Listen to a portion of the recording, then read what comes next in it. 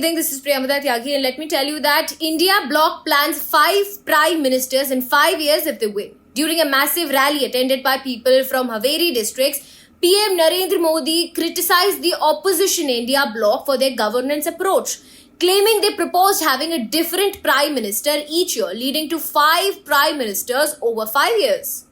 Modi argued that this would hinder the country's development and stability, urging the public to reject these leaders in favor of a strong NDA government. Modi highlighted the Congress party's strategy in Karnataka, where they plan to rotate the chief minister's position, a practice he noted was previously implemented in Chhattisgarh and Rajasthan. He used this point to underscore his claim about the instability of opposition governance.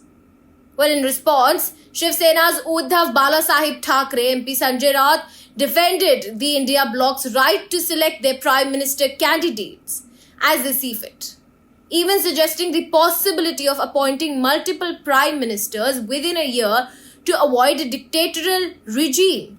Furthermore, Modi criticized the Congress party's policies on social quotas and constitutional amendments. He accused them of attempting to extend the Karnataka model, which involves including Muslims within the 27% quota for OBCs to the entire nation.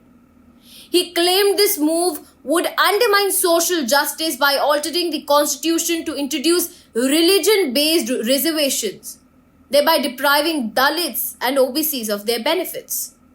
Modi also lambasted the Congress for its historical stance on Ayodhya Ram Temple and its wealth distribution ideas, particularly targeting Rahul Gandhi for wanting to redistribute wealth to specific groups, which he linked to the Congress consideration of imposing an inheritance tax.